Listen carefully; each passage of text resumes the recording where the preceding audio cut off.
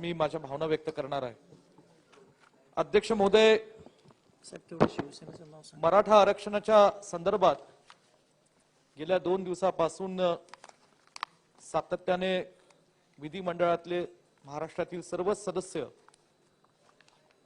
आपल्या भावना इथं व्यक्त करत असताना त्यातल्या ऐतिहासिक गोष्टी, कायद्याच्या गोष्टी, ज्या मराठा समाजातील आमच्या बांधवांना आरक्षण देण्याच्या बाबतीत वेगवेगळ्या सत्ताधारी पक्षाने, सरकारने ज्या भूमिका घेतल्या, त्या भूमिका घेत असताना वेगवेगळ्या समित्या ज्या नेमल्या गेल्या, त्या समितींच्या बाबतीतल्या सुद्धा माहिती या सभागृहाच्या माध्यमातून आपल्या भावना व्यक्त केलेल्या आहेत। आपल्या महाराष्ट्राची देशात आणि संपूर्ण जगभरात एक विशेष ऐतिहासिक ओळख आहे। छत्रपती शिवाजी महाराजांचा हा महाराष्ट्र आणि छत्रपती शिवाजी महाराजांच्या स्वराज्यातलं हे रयतेचं राज्य म्हणून आपल्या महाराष्ट्राची एक देशभरात आणि जगभरात ओळख आहे। छत्रपती शिवाजी महाराजांनी ही स्वराज्याची लढाई लढत असताना इतिहास त्याला साक्ष आहे की सर्व जाती धर्मातील लोकांना सोबत ठेवून हे रयतेचं राज्य या महाराष्ट्रामध्ये आणि हिंदुस्थानामध्ये उभं केलं। तीच परंपरा, तोच वारसा पुढे छत्रपती संभाजी महाराज असतील, छत्रपती संभाजी महाराजांच्या नंतर ज्यावेळेस हे मराठ्यांचं स्वराज्य हे हिंदुस्थानाच्या कानाकोपऱ्यात पसरत गेलं, तदनंतर अनेकांनी, छत्रपती शाहू महाराज, बरोड्याचे छत्रपती सयाजीराव गायकवाड महाराज, अशा अनेकांचा उल्लेख करता येईल ज्यांनी हा छत्रपती शिवाजी महाराजांचा विचारांचा वारसा हा आपल्या जीवनामध्ये, आपल्या राजवटीत प्रत्यक्षपणे कृतीमध्ये आणण्याचा प्रयत्न केला। मी याचा उल्लेख का करतो अध्यक्ष महोदय, कारण महाराष्ट्राच्या आणि हिंदुस्थानाच्या इतिहासामध्ये या सर्व मराठा समाजातील असणाऱ्या ज्यांनी स्वराज्याची लढाई, या आपल्या देशातील तत्कालीन असणारी जी काही हुकुमशाही होती, मग ती दिल्लीतली सुलतानी हुकुमशाही असेल, मराठवाड्यामध्ये असणारी निजामशाहीची हुकुमशाही असेल, पश्चिम महाराष्ट्राच्या भागामध्ये आदिलशाहीची हुकुमशाही असेल, या हुकुमशाहीमध्ये जे अडकलेले आपले त्या काळातले लोक होते, ज्यांच्यावर जुलमी अत्याचार होत होते, त्या अत्याचारापासून संरक्षण देण्याकरता, त्यांना स्वातंत्र्य देण्याकरता या सर्व थोर नेत्यांनी, थोर महापुरुषांनी सर्वस्व लुटलं। परंतु महत्वाचा मुद्दा की त्यांनी त्यात कधी जाती धर्माचा विचार केला नाही। सर्व जाती धर्मातील लोक आपले आहेत, समान हक्क, समान न्याय त्यांना मिळाला पाहिजे, ह्या उदार हेतूंनी ही आयुष्यभर ही लढाई लढली, अंगावर जे काही ते झेललं आणि या लढाई ते करत बसले। अनेक गोष्टींचा त्याग, बलिदान त्यांनी केला। परंतु जे महाराष्ट्र त्यांनी पाहिलं, जे देशाचं स्वप्न त्यांनी पाहिलं, त्या महाराष्ट्राचं आणि देशाचं स्वप्न आज प्रत्यक्षपणे आपण पाहतोय का, हा खरं तर आज या मराठा आरक्षणाच्या बाबतीतला एक चर्चेचा माझा मुद्दा आहे।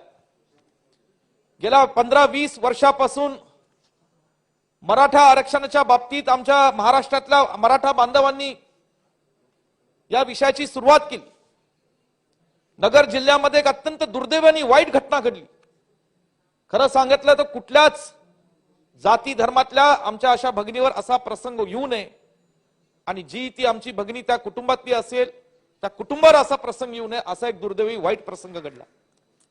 ती ठिणगी होती, त्या ठिणगीच्या माध्यमातून महाराष्ट्रामध्ये एक वणवा पेटला। आणि अध्यक्ष महोदय, तिथनं जी सुरुवात झाली की मराठा समाजातील बांधवांना, खास करून आमचे जे शिकलेले तरुण आहेत, त्या तरुण पिढीला कुठेतरी रोजगार उपलब्ध झाला पाहिजे, त्यांना शिक्षणाची जी इतर जाती धर्मातील लोकांना सुविधा मिळतात, त्या सुविधा अल्प दरामध्ये उपलब्ध झाल्या पाहिजे, ह्याच्यासाठी एक चळवळ उभी राहिली। इतिहासामध्ये ह्याची नोंद आहे। संपूर्ण महाराष्ट्र, देश आणि जग ह्याला साक्षीला आहे की ज्यावेळेस मराठा समाजाच्या बांधवांनी मुकमोर्चे काढले, हजारो नाही लाखोच्या संख्येने ही सगळे लोक या मुकमोर्चेमध्ये सामील झाले। आज आपण कुठेही छोट्या मोठ्या गोष्टींसाठी वेगवेगळ्या घटकातील समाजातील लोक हे मोर्चे काढतात, कुठे थिंगी पडली तरी त्याला हुंसक असं वळण येतं। पण लाख लाख लोक एकत्र आले, महाराष्ट्राच्या कानाकोपऱ्यात आले, मुंबईच्या आपल्या आर्थिक देशाच्या राजधानीमध्ये एकत्र आले, परंतु एकही चुकीचा प्रसंग घडला नाही।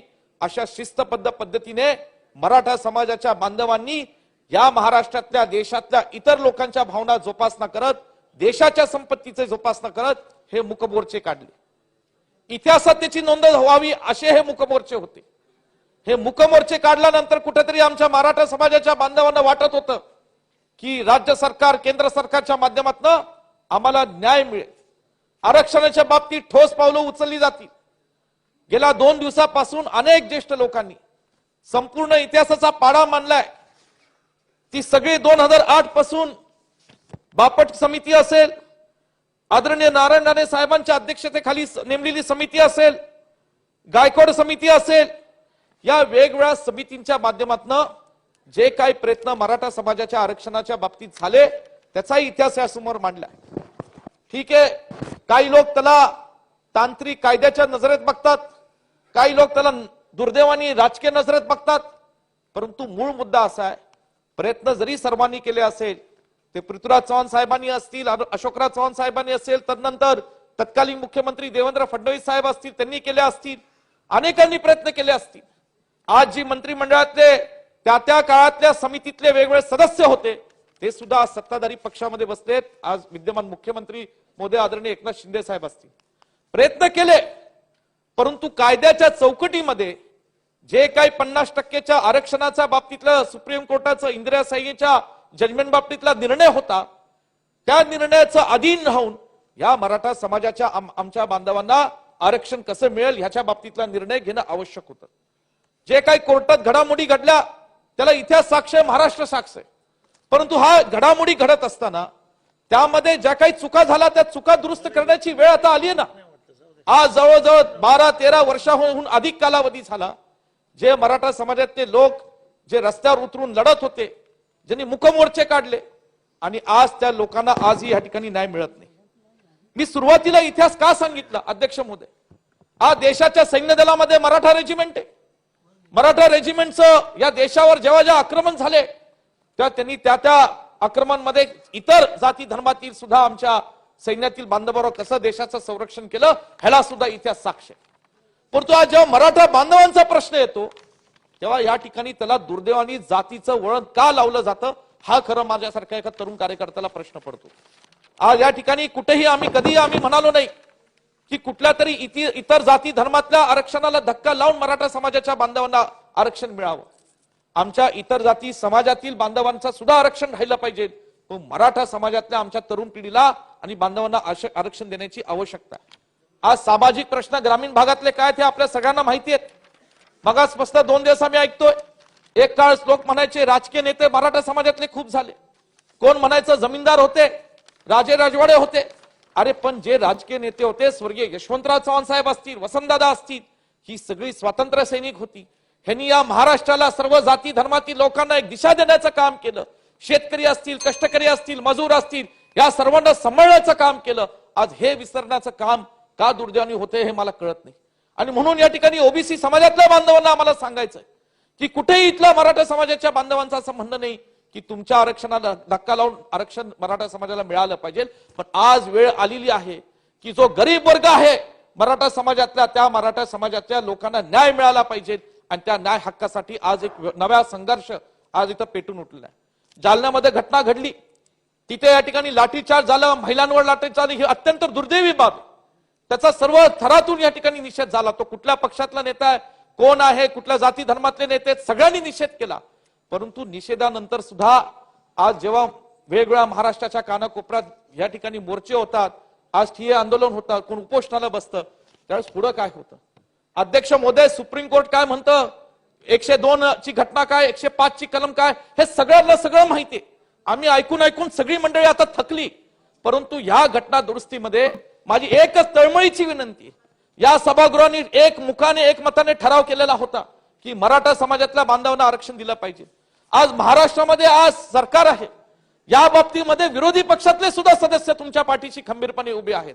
अहो, देशात आपल्या विचाराचं सरकार असेल तर ह्या मंत्रिमंडळाने जावं, दिल्लीतील ज्येष्ठ नेते पंतप्रधान नरेंद्र मोदीजींची भेट घ्यावी आणि त्यांना सांगावं की गेले 100 वर्षाचा इतिहास असणाऱ्या मराठा समाजाच्या बांधवांनी हा महाराष्ट्र उभा करण्याचं काम, महत्वपूर्ण काम केलं, त्याच्यात योगदान आहे। इतर जाती धर्मातल्याही लोकांचं आमचं योगदान आहे, परंतु ह्यांचं योगदान ही आहे आणि म्हणून आमच्या या बांधवांना न्याय द्यावा। काय कठीण आहे, आम्ही तुमच्या सोबत उभं राहू, पण कुठेतरी आज हा प्रश्न सुटला पाहिजे आणि या कायद्या चौकटीतल्या सारख्या बाबी सांगून आज समाज ऐकेल असं आम्हाला वाटत नाही।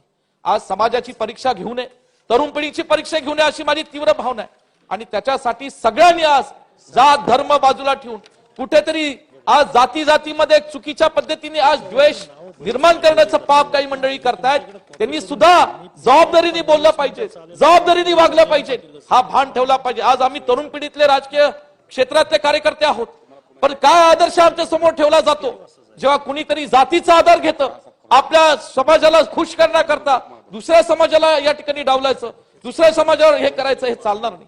मी माझ्या मतदारसंघाचा जरी आमदार म्हणून काम करत असलो तरी माझ्या मतदारसंघातल्या मराठा समाजातल्या बांधवांबरोबरच इतर सर्व जाती धर्मातील लोकांनी मोठ्या प्रेमाने मला सांभाळलंय, आशीर्वाद दिलाय, काम करण्याची आम्हाला संधी दिली आणि म्हणून आमच्याकडनं कधी हे कृत्य घडलं नाही की दुसऱ्याला आम्ही कुठल्या जाती धर्माच्या ह्याच्यातनं आम्ही कुठलं काम त्याचं डावललेलं आहे। परंतु आज आम्हाला एवढंच म्हणायचंय की ही जी काय आज एक चळवळ महाराष्ट्रामध्ये मराठा समाजाच्या बांधवांच्या माध्यमातून उभी आहे, त्याला कुठेतरी आज वाचा फोडण्याची आवश्यकता आहे। मध्यंतरीच्या काळात 16% आरक्षण दिलं, परत मग ते 13% आलं, मग एसईबीसीच्या बाबतीतला निर्णय घेण्यात आला, निर्णय घेतला जात आहेत पण ते टिकले जात नाहीत। आज खऱ्या अर्थाने ते टिकण्याची निर्णय घेण्याची सरकारच्या माध्यमातून पावलं टाकली पाहिजे, ही आमची नम्र विनंती सरकारला आहे। आणि म्हणून मला अध्यक्ष महोदय एक सांगायचं की जेव्हा सांगलीमध्ये सकल मराठी मोर्चाचं आंदोलन गेल्या काही दिवसांपूर्वी झाला, त्यामध्ये आमची एक लहान भगिनी, तिचं नाव आर्या चव्हाण म्हणून आहे, 5वीतली भगिनी, ही गेले अनेक वर्षांपासून सकल मराठी मोर्चाच्या या मोर्चांमध्ये सहभागी झाली। 5 दिवस जेव्हा ती लहान एक आमची 9 वर्षाची मुलगी तिथं बसायची, 5 दिवस उपाशी बसायची, फक्त पाणी प्यायची, अभ्यासाची शाळेतली पुस्तकं घेऊन येत होती, शाळा पुस्तकं वाचायची।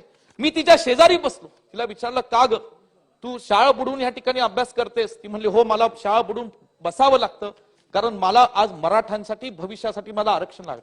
माझा एकच प्रश्न आहे अध्यक्ष महोदय, जेव्हा ही पुढे 18 वर्षाची वयोगटातली मुलगी ही मोठी होईल, महाविद्यालय जीवनामध्ये जाईल, जेव्हा तिला डिग्री मिळेल, जेव्हा ती ही स्वतः स्वप्न पाहिल की एक मराठा समाजातली या देशाची महाराष्ट्राची एक नागरिक म्हणून जर मला स्वतःच्या पायावर उभं राहायचं असेल, मला या देशाच्या विकासामध्ये भर टाकायची असेल, महाराष्ट्राच्या या गौरवशाली इतिहासामध्ये आणि विकासामध्ये भर टाकायची असेल, तर मला आज या ठिकाणी मला न्याय मिळणार आहे का, हा प्रश्न तिला आज खरं तर मनाला ती शंका वाटते। आणि अध्यक्ष महोदय, मला वाटत नाही पुढच्या 10 वर्षानंतर जेव्हा तिचं शिक्षण पूर्ण होईल, जेव्हा ती या ठिकाणी उभी राहील, तेव्हा ती जेव्हा येऊन पुन्हा मला विचारेल की माझ्या मराठा आरक्षणाचं काय, तेव्हा मी तिच्या डोळ्यात डोळे घालून बोलू शकणार नाही की या महाराष्ट्राच्या विधिमंडळाचा एक सदस्य म्हणून काम करत असताना तो कुठलं सरकार आहे आम्हाला त्याच्याशी घेणं देणं नाही, कुठल्या पक्षाचं सरकार आहे आम्हाला त्याच्याशी घेणं देणं नाही, पण ह्या विधिमंडळाचा सदस्य म्हणून असताना मी तिला न्याय देऊ शकलो नाही,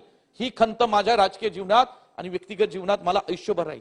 आणि म्हणून मला वाटतं की इथे बसलेल्या 288 आमदारांना ती खंत मनात ठेवू नये की आज विधिमंडळातले सदस्य म्हणून आम्ही सगळे एकच इच्छा व्यक्त घेऊन आलेलो आहे की मराठा समाजाच्या आमच्या बांधवांना आरक्षण मिळालं पाहिजे। अध्यक्ष महोदय, 2च मिनिटं, हे महत्वाचं आहे अध्यक्ष महोदय, असं नाही अध्यक्ष महोदय, आज मराठा समाजाबरोबर ठीक आहे आमच्या धनगर समाजाच्या बांधवांची लढाई मोठी आहे। आज माझ्या मतदारसंघात सांगली जिल्ह्यात मोठा धनगर समाज आहे, आज मला आठवतं त्यांना आरक्षण देऊ असं काही लोकांनी शब्द दिला होता, आमच्या हरकत नाही, त्या तांत्रिक अडचणी असतात, प्रशासकीय कायद्याच्या अडचणी असतात, आज त्या धनगर समाजातल्या बांधवांना सुद्धा आमचं आरक्षण या ठिकाणी दिलं पाहिजे। लिंगायत समाज असेल, माझ्या मतदारसंघात जिल्ह्यामध्ये जैन समाज आहे, ही सगळी मंडळी, जैन समाजाला केंद्र सरकारने आरक्षण दिलं, लिंगायत समाज आज या ठिकाणी मोठ्या प्रमाणात, ह्या सगळ्या पिढीला कुठे ना कुठे या समाज बांधवांना हाताळलं पाहिजे आणि त्यांना न्याय दिला पाहिजे अशी माझी नम्रपणे विनंती। अध्यक्ष महोदय, मी जाता जाता एकच सांगणार आहे, छत्रपती शिवाजी महाराजांचा, छत्रपती शाहूंचा विचारांचा वारसा, फुले शाहू आंबेडकर यांचा नामोल्लेख केल्याशिवाय या इथं सभागृहातल्या कुठल्याही व्यक्तीची भावना सुरू होत नाही, भाषण सुरू होत नाही। हे करत असताना आज या ठिकाणी जर खऱ्या अर्थाने एक या विधिमंडळाचा सदस्य म्हणून, कायदे मंडळ म्हणून जर आम्हाला ह्यांचे विचार कृतीमध्ये आणायचे असतील, त्या सर्व जाती धर्मातील आणि ज्या मराठा समाजातल्या आमच्या बांधवांनी आज गेल्या अनेक वर्षांपासून शांत पद्धतीने या ठिकाणी आपल्या भावना मांडण्याचा प्रयत्न केला, आज त्या मराठा समाजातल्या तरुण पिढीला, पुढच्या पिढीला आज न्याय देण्याच्या दृष्टीने, आरक्षण देण्याच्या दृष्टीने या राज्य सरकारने पुढाकार घ्यावा, केंद्र सरकारकडे विनंती करावी, महाराष्ट्राच्या तमाम जनतेच्या भावना या ठिकाणी मांडाव्या. आम्ही तुमच्या सोबत राहू. ज्या दिवशी मराठा समाजाला आरक्षण मिळेल त्या दिवशी या सरकारचा अभिनंदनाचा ठराव हा करणारा पहिला विश्वजित कदम असेल, एवढं स्पष्टपणे सांगतो. परंतु या ठिकाणी आमच्या समाजाला या ठिकाणी आरक्षण मिळालं पाहिजे, ही माझी नम्र विनंती. एवढंच बोलून मी इथं थांबतो. धन्यवाद.